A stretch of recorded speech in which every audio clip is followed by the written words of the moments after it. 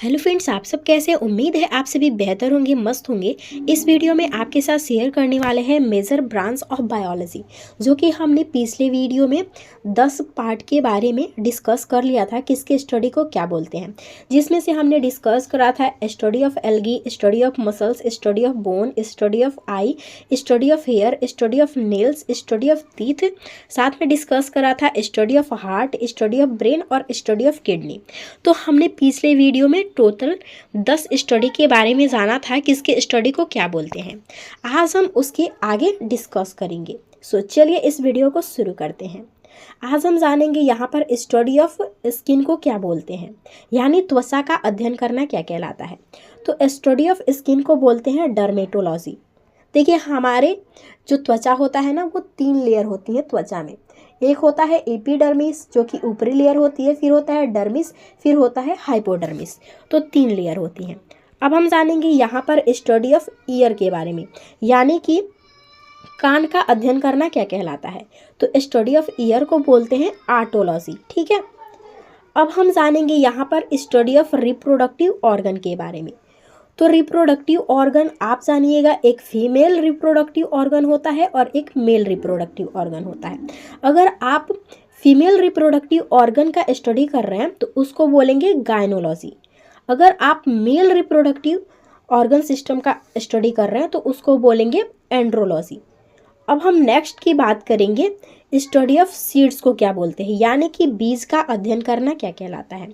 तो study of seeds को बोलते हैं स्पर्मोलॉजी। ठीक है, जो कि हमने यहाँ पे हिंदी में भी ऑलरेडी लिखा हुआ है। स्टडी ऑफ सीड्स को बोलते हैं स्पर्मोलॉजी। अब हम जानेंगे यहाँ पर स्टडी ऑफ बैक्टीरिया को क्या बोलते हैं। तो स्टडी ऑफ बैक्टीरिया को बोलते हैं बैक्टीरियोलॉजी। तो हमने यहाँ पे पूरे अभी यहाँ पे 5 को डिस्कस किया। Study of skin, study of यहाँ पे ear, study of reproductive organ जिसमें male and female. Male organ को बोलेंगे मेल, अगर फीमेल ऑर्गन का स्टडी कर रहे हैं तो इसमें बोलेंगे गायनोलॉजी। अगर मेल ऑर्गन का स्टडी कर रहे हैं तो इसमें बोलेंगे एंड्रोलॉजी। स्टडी ऑफ सीड्स जिसको बोलते हैं स्पर्मोलॉजी। स्टडी ऑफ बैक्टीरिया जिसको बोलेंगे बैक्टीरियोलॉजी। तो यहाँ पे 15 हमने डिस्कस कर लिया। चलिए अब हम इसके आगे चलते हैं। अब हम पढ़ने वाले हैं स्टडी ऑफ वायरस, यानी विषाणु का अध्ययन करना क्या कहलाता है। स्टडी ऑफ वायरस को बोलेंगे वायरोलॉजी। ठीक है। अब हम यहाँ पर जानेंगे स्टडी ऑफ पोलेन, यानी परागकण का अध्ययन करना क्या कहलाता है। स्टडी ऑफ पोलेन को बोलते हैं पालिनोलॉजी। ठीक है। अब हम जानेंगे यहाँ पर स्टडी ऑफ इनहेरिटेंस को क्या बोलते हैं, यानी कि वंशानुक्रम का अध्ययन करना क्या कहलाता है।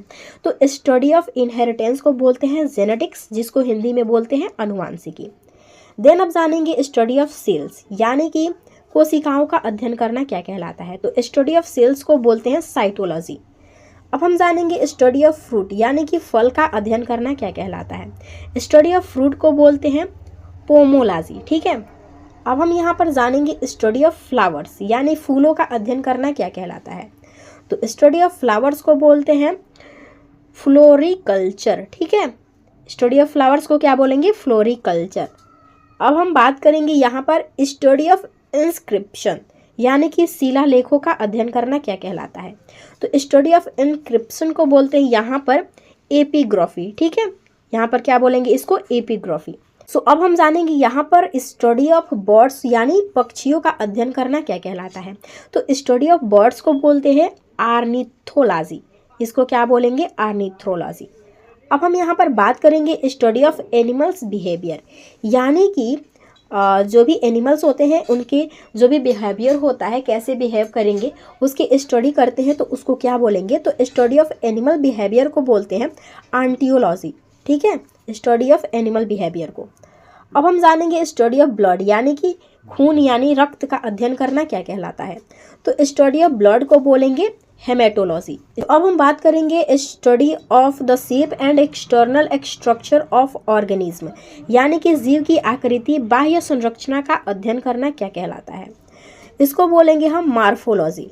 हमने अभी यहाँ पर देखा कि स्टडी ऑफ वायरस को बोलते हैं वायरियोलॉजी, स्टडी ऑफ पोलेंस को बोलते हैं पॉलियोलॉजी, स्टडी ऑफ इनहेरिटेंस को बोलते हैं जेनेटिक्स, स्टडी ऑफ सेल को बोलते हैं साइटोलॉजी, स्टडी ऑफ फ्रूट्स को बोलते हैं पॉल्मोलॉजी, स्टडी ऑफ फ्लावर को बोलते हैं फॉलिकल्चर, स्टडी ऑफ इंस्क्रिप्शन को बोलते हैं एम्पियोग्राफी, स्टडी ऑफ बर्ड्स को बोलते हैं ornithology, study of animal behaviour को बोलते हैं एंटियोलॉजी, और स्टडी ऑफ ब्लड को बोलते हैं haematology, study of shape and external structure and organism को बोलते हैं मॉर्फोलॉजी। ठीक है, तो हमने यहाँ पे कुल टोटल अभी 26 डिस्कस कर लिए हैं। तो अब हम बात करेंगे स्टडी ऑफ मेन, यानी मनुष्य का अध्ययन करना क्या कहलाता है।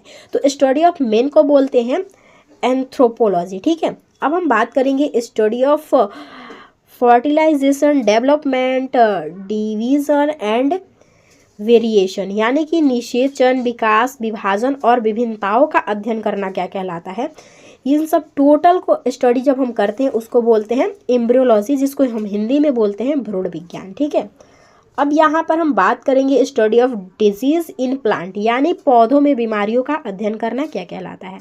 तो study of disease in plants को हम बोलेंगे फाइटोपैथोलॉजी। ठीक है, इसको बोलेंगे फाइटोपैथोलॉजी। अब हम जानेंगे यहाँ पर study of the effect of soil and living things, यानी कि जीवित चीजों पर मृदा के प्रभाव का अध्ययन करना क्या कहलाता है।